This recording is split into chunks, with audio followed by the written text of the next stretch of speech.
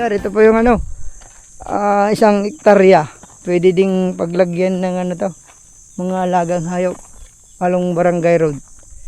Lusutan ba to? Sir, papuntang? Paitan. Nueva Ecija. So ito yung property. May frontage siguro na ano, 20 more or less. Puro pahaba kasi yung property dito sir, pati yan. Pahaba din po. Lumagpas to ng ano, napagitnan ng kalsada. Pero ang haba ng ano nito, siguro nasa 3 to 400 meters yung dikit na kalsada. Ito, hanggang doon. Sisip natin to sa drone. Ito po mayroon pong ano dyan, poultry.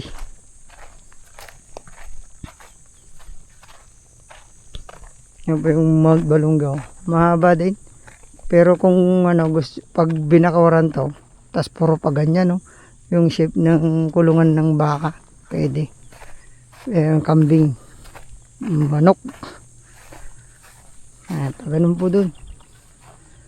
Tapos lumagpas po tayo ng kalsada. Yan kalsada. Dumiretso yan sa mga puno na yan. May mga akasya dyan. Kawayan. Ayan. So pag ganyan naman po, doon po yung mga kabahayan. Siguro nasa 500 meters, nasa mga bahay ka na. From National Road, 8 minutes. 5 to 8 minutes drive. Hanggang doon yung property. So along Barangay Road mga ma'am sir. Ano lang, malapit lang sa poultry. Pero pag nagpag-alagaan ng hayop to, pwede. Maluwang naman po eh. So yun po, mura lang to, isang hektarya. Ano siya? 1 million all in hanggang transfer na po. Yung sa titulo. Pabakuran na rin. Pwede pong mag-down sabi ni sir. Para may process na po yung papel. So kung wala po akong magpa-process ng papel, pwede din po ako mga ma'am sir. Naglalakad din po tayo ng titulo. So ayan po, isang hektarya po to, napakahaba. So 20 yung frontage, mga 500 yung haba ng length ng property na to.